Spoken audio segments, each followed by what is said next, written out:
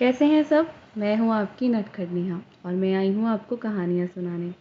अगले भाग में क्या हुआ वो जान लेते हैं। उससे पहले कहानी अच्छी लगे तो कमेंट ज़रूर करें।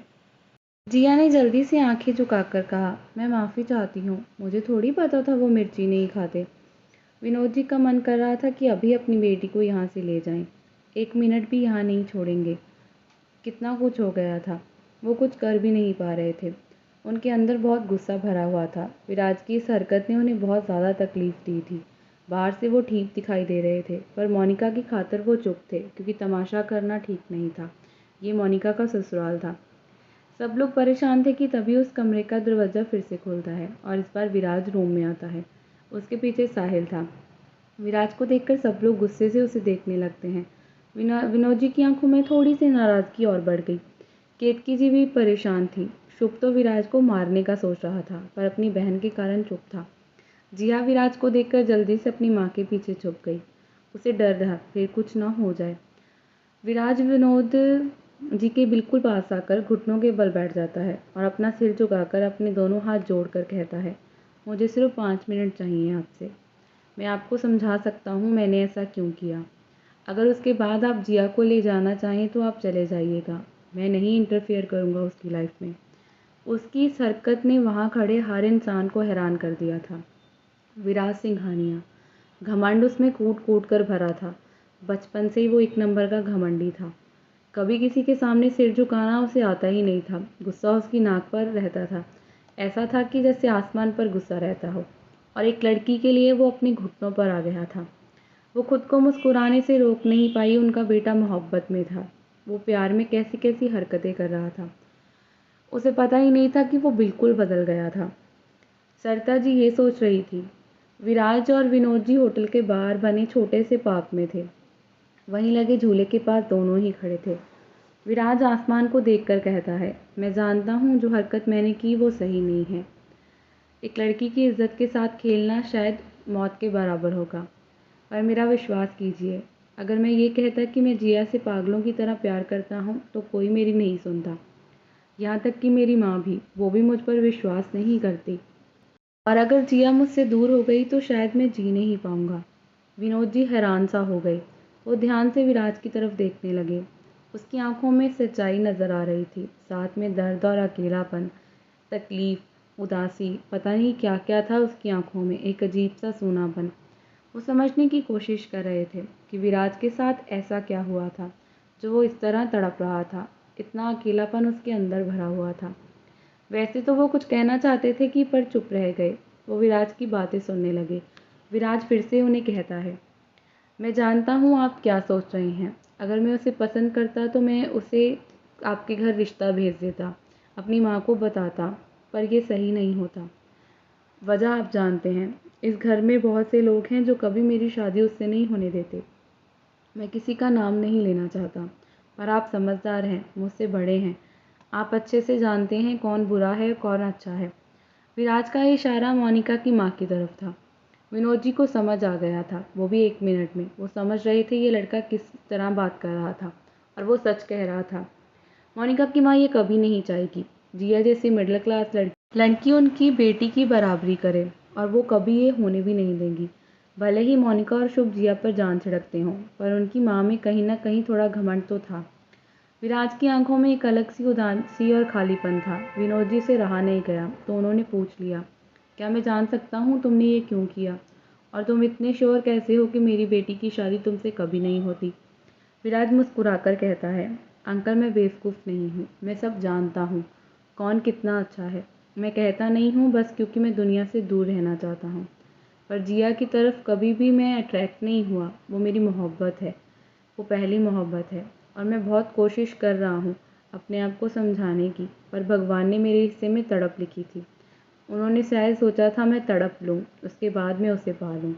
उसकी बातों में उदासी थी। विनोद जी की तो समझ से परे की बातें थीं। उन्हें तो समझ ही नहीं आया कि ये इतनी छोटी सी उम्र में इतनी समझदारी की बातें कैसे कर रहा था और ये किस तड़प की बात कर रहा था। वो फिर से कहते हैं, पर जो तुमने किया वो सही था। तुम्हें लगता है तुमने सही किया? मेरी बेटी का मजाक उड़ा दिया तुमने लगभग हर रिश्तेदार के सामने। तुम्हें लगता है हम और तुम बराबर हैं? नहीं, मैं बहुत साधारण सा हूँ। मेरा छोटा सा घर है। मेरी बेटी बहुत ही सिंपल सी ज़िंदगी जीती है, उसकी ख्वाहिशें बहुत ही सिंपल हैं। विराज उनकी तरफ देखता रहता है और फिर कहता है, मैं वादा करता हूँ उसे एक खरोच भी नहीं लगने दूंगा। दुनिया की हर खुशी ला कर दूंगा। वो जैसा चाहेगी मैं वैसा बन जाऊंगा। बस उसे मुझसे दूर मत कीजिए। मुझे कुछ भी नहीं चाहिए, कुछ भी नहीं। मैं इतना कमा सकता हूँ कि उसे हर खुशी ला कर दे सकूँ, उसकी हर खुशी का ख्याल रख सकूँ। बस मुझे जिया दे दीजिए, वो मेरी जिया है। विनोद जी हल्का हंसते हुए कहते हैं, तुम्हें विश्वास क्यों है मैं हाँ कर दूंगा, और अगर मैं मना कर दूं? विराज के चेहरे पर मुस्कान सी आ गई। उसने आसमान को देखकर कहा, मुझे विश्वास है आप हाँ ही करेंगे। मुझे मेरे भगवान पर विश्वास है, उन्होंने मुझे मौका दिया है। अगर आप उस भगवान को मानते हैं तो उस भगवान की खातिर मुझे जिया दे दीजिए। मुझे बस एक मौका दे दीजिए। दुनिया के लिए ये रिश्ता शायद सही नहीं हो, पर मेरे लिए जिया बहुत मायने रखती है। तभी फिर से विनोद जी कहते हैं, जिया को कौन मनाएगा? तुम और मैं भगवान पर भरोसा कर भी लें, मैं तुम्हारे भगवान के साथ क्या लड़ाई है इस पर भरोसा कर भी लूँ, पर जिया और तुम्हारा रिश्ता कैसे सही हो सकता है? वो तुम्हारे घर में एडजस्ट तक नहीं कर पाएगी। वो बहुत ही सादगी पसंद लड़की है, सादगी भरी ज़िंदगी जीती है। ऊपर से वो सिर्फ 19 साल की है। उसे तो अपने कपड़े तक चूज़ करना नहीं आता। वो कभी अकेले घर से बाहर तक नहीं निकली। विराज ये सब पहले से जानता था, पिछली ज़िंदगी से। और ये सब उसे पता था कि जिया शादी के बाद बहुत अच्छे से सबको संभाल लेती थी। उसने खुद को उसी के हिसाब से ढाल लिया था। विराज ने पूरे कॉन्फिडेंस के साथ कहा, मैं उसे मना लूँगा, बस 5 मिनट दे दीजिए, जैसे मैंने आपको मनाया। वो लोग होटल से रूम की तरफ चल दिए। विराज की आंखों में जिया के लिए भरोसा था, मोहब्बत थी। तो विनोद जी की आंखों में एक भरोसा था, ये लड़का सच है, ये कभी भी उनकी बेटी को दर्द नहीं देगा। बाकी वो सब कुछ जिया पर छोड़ देंगे, वो जो चाहेगी वही होगा, क्योंकि ये लड़का उनकी बेटी को धोखा नहीं देगा। एक पिता अपनी बेटी के लिए ऐसा घर ही तो चाहता है, एक ऐसा लड़का जो उनकी बेटी से प्यार करे। और विराज तो पूरी डंके की चोट पर जिया से मोहब्बत का ऐलान करके आया था। कौन नहीं चाहेगा इतना अच्छा लड़का अपनी बेटी के लिए। वहीं सरिता जी बस जिया को देखे जा रही थी। वो बैठी बैठी कितनी प्यारी लग रही थी, और वो अलग अलग तरह की शक्लें बना रही थी, बहुत ही क्यूट लग रही थी। कभी पाउट कर दी तो कभी स्माइल कर दी, और कभी अजीब सा फेस बना दी। शुभ उसे कोल्ड ड्रिंक देते हुए कहता है, पी ले तो तुझे अच्छा लगेगा। जिया कोल्ड ड्रिंक देखकर कहती है, मुझे नहीं पीना, मेरे लिए तो चाय मंगा दो। हाय हाय मेरा सिर दुख रहा है। केतकी जी उसका सिर दबाने लगती हैं। वैसे वो जानती हैं उनकी बेटी एक नंबर की नाटकबाज है, वो नौटंकी में सबसे ऊपर है, पर आज सच में वो परेशान थी, इसीलिए उसका सिर दुख रहा था। ऊपर से उसका बीपी इतना ज़्यादा कम हो गया था। सरिता जी जो उसके पास बैठी थी वो देखकर कहती हैं, क्या मैं तुमसे कुछ पूछूं बेटा? उनकी बातों में काफ़ी प्यार था। जिया ने अपनी गर्दन हाँ में हिलाई, वो भी बार बार, और कहा, हाँ हाँ आप मुझसे पूछ सकती हैं, बस मेरी स्टडी के हिसाब से ही पूछना। मोनिका ने अपना सिर पीट लिया। क्या भाई, ये लड़की, इसका कुछ हो नहीं सकता, क्या ये सीरियस नहीं हो सकता? कार्तिक की तो हंसी नहीं बंद हो रही थी, वो हंस हंस कर पागल हो रहा था। सरिता जी इसका एग्ज़ाम थोड़ी ना लेने वाली थी, वो ऐसा सोच रही है क्या? केतकी जी ने उसके सिर पर चपत लगाते हुए कहा, बकवास बंद करो अपनी और थोड़ा सीरियस हो जाओ। जिया ने अपना सिर खुजाया और फिर कहा, आंटी आपको क्या पूछना है? सरिता जी ने प्यार से उसकी गालों को छूकर कहा, क्या तुम्हें खाना बनाना आता है? ये सवाल सुनकर तो जिया ने अपने होठों पर जीभ फिराई और मुंह बनाकर कहा, हाँ हाँ मुझे तो बहुत कुछ आता है। उसकी बात सुनकर सब लोग ज़ोर ज़ोर से हंसने लगे। माहौल जो शांति से भर गया था वो थोड़ा नॉर्मल हो गया था। सरिता जी को जिया बहुत पसंद आई। उसकी सादगी, उसकी चेहरे पर वो मुस्कुराहट उन्हें अच्छी लगी, और उसमें ज़रा भी दिखावा तो नहीं था। जिया में ज़रा भी दिखावा नहीं था, ये चीज़ सरिता जी को भा सी गई थी। सब लोग मुस्कुरा रहे थे कि तभी वो रूम फिर से ओपन होता है। विराज और विनोद जी अंदर आते हैं। एकदम से फिर से शांति छा गई। विनोद जी के चेहरे पर संतुष्टि के भाव थे, उन्हें उनके सारे सवालों के जवाब मिल गए थे। विराज की एक नज़र जिया पर गई, वो उसे खुद से देखने से रोक नहीं पाया। वो फिर से उससे छुपने लगी। क्या मतलब वो उसे खा जाएगा? क्या वो कोई राक्षस है? जिया की ये हरकतें ना विराज को मुस्कुराने से मजबूर कर रही थी। वो खुद को कंट्रोल कर रहा था। उसने जिया को हंसते हुए देखा था। वो कितनी प्यारी लग रही थी, कितनी क्यूट लग रही थी। विराज को देखकर सब लोग चुप हो गए। सरिता जी के चेहरे पर मुस्कुराहट थी, मतलब उन्हें जिया पसंद आ गई थी। विनोद जी के चेहरे पर भी संतुष्टि थी, जिसे देखकर केतकी जी को राहत मिली। वो तो परेशान थी और डरी हुई थी। भले वो दिखा नहीं रही थी, पर अंदर से उन्हें ये परेशानी खा रही थी। अब उनकी बेटी का फ्यूचर क्या होगा, आगे क्या होगा। विराज को देखकर सब लोग उसे घूरने लगते हैं। विराज को फर्क नहीं पड़ा। शायद पिछली ज़िंदगी में वाला विराज होता तो लड़ता, डांटता और झगड़ा करता। पर यह विराज समझदार था, एक मैच्योर इंसान था। वो अपनी ज़िंदगी जी कर आया था, वो भी 8 सालों तक। एक कंपनी का सीईओ था। सब्र और संतुष्टि उसमें भर गई थी। उसे घुलना मिलना आता था, मैच्योरिटी के साथ बात करना आता था, और उसकी मैच्योरिटी लेवल काफ़ी हाई थी। सरिता जी हैरान थी। उनका बेटा एक नंबर का घमंडी इंसान था, पर एक लड़की के लिए वो काफ़ी कुछ कर रहा था।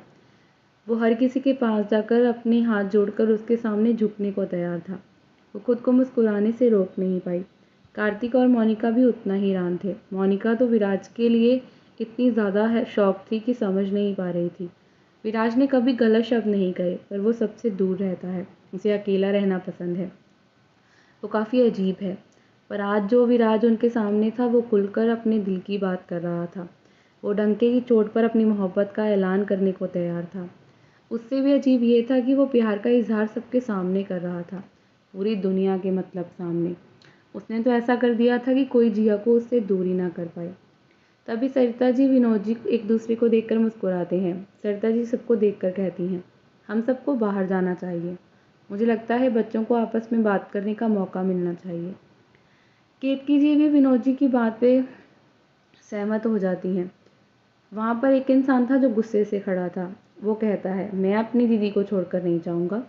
ये सोहम था, जिया का छोटा भाई, उसकी जान। दोनों भाई एक दूसरे पर जान छिड़कते हैं। एक दूसरे के लिए इनकी फीलिंग्स बहुत ज़्यादा थी। ये तो विराज देख कर आया था ना। वो खुद को मुस्कुराने से रोक नहीं पाया। पिछली ज़िंदगी में जब वो इस दुनिया से गया, तो सोहम ही था जिसने उसे सब कुछ बताया था। सोहम ने जिया को कितना सपोर्ट किया, उसकी मदद की। भले ही वो छोटा था, पर वो उसे देख कर आया था, एक मैच्योर इंसान में, 23 साल के लड़के में, जो फिट एंड हैंडसम था, जो कंपनी में जॉब करता था। और सोहम ने ही तो विराज को बताया था कि किस तरह उसकी बहन ने कितना दर्द बर्दाश्त किया था। पर इस छोटे सोहम से मिलकर विराज को खुशी हुई। ये गोलू मोलू सा काफ़ी प्यारा था, बिल्कुल जिया की तरह। सोहम आकर जिया के पास खड़ा हो जाता है और उसका हाथ पकड़कर कहता है, चलो दी, हम नीचे चलते हैं। वो काफ़ी क्यूट लग रहा था।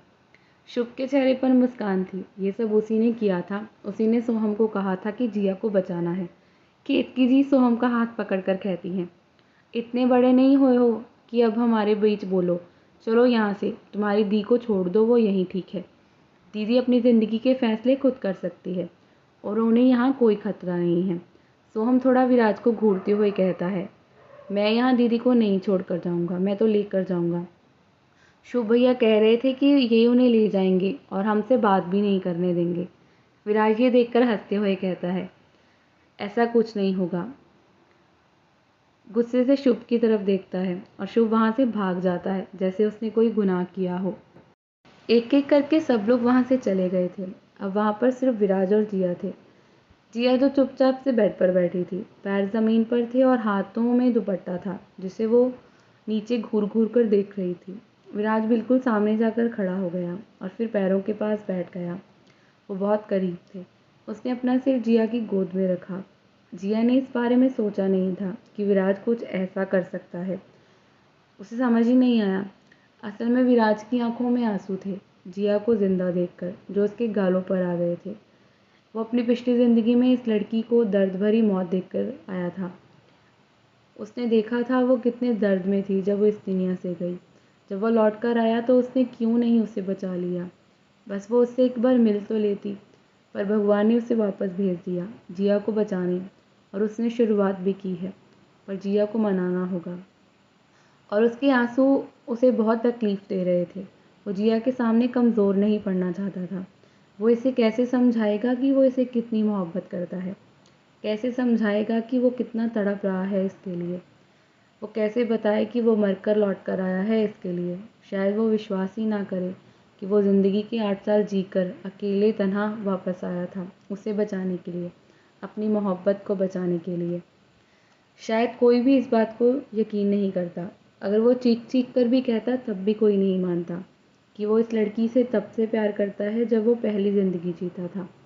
वो कैसे बताए उसे कि अपने हाथों में उसने उसकी मौत देखी थी और फिर अपनी मौत देखकर लौट कर आया है।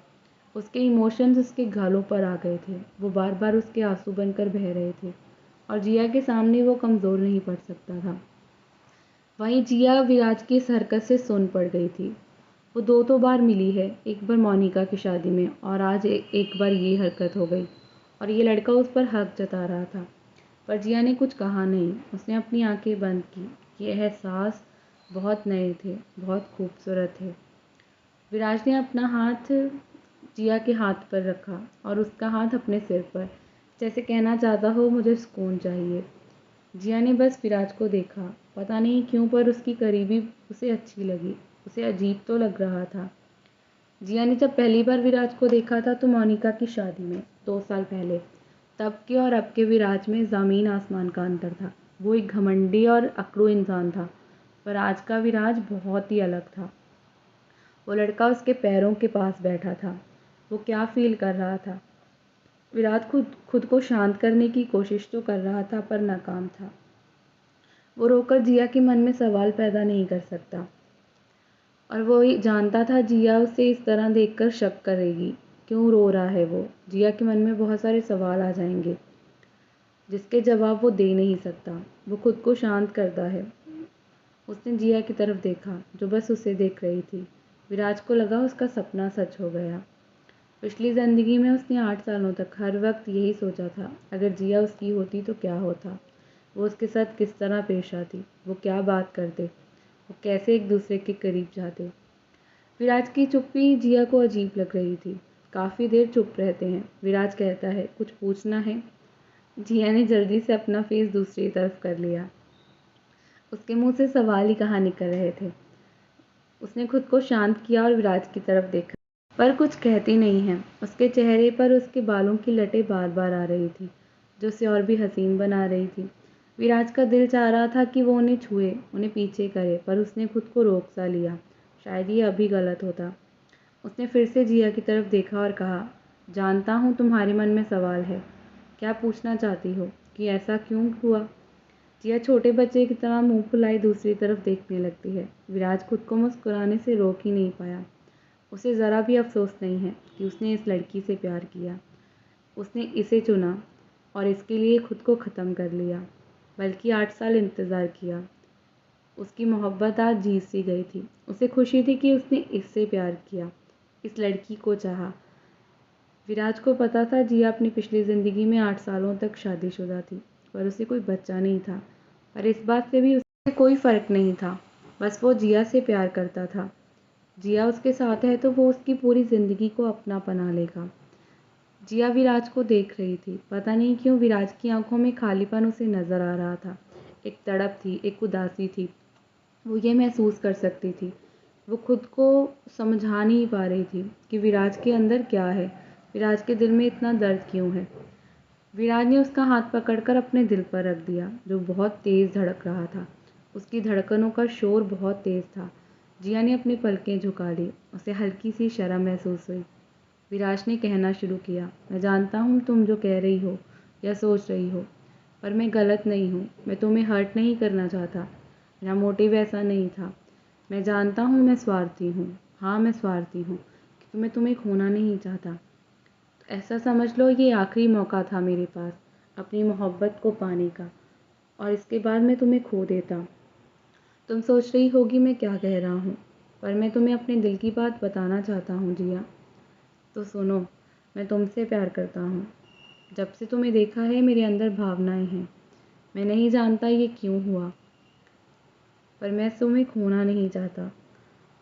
मैं जानता हूँ मेरे सवाल या मेरे जवाब किसी काम के नहीं। मैंने तुम्हें हर्ट कर दिया, शायद सबको कर दिया, पर तुम नहीं तो मैं नहीं। जिया बस देखे जा रही थी। विराज की आधी बातें तो उसकी समझ से ही परे थी। वो समझ रही थी कि कुछ है, कुछ दिखावा, कुछ खालीपन।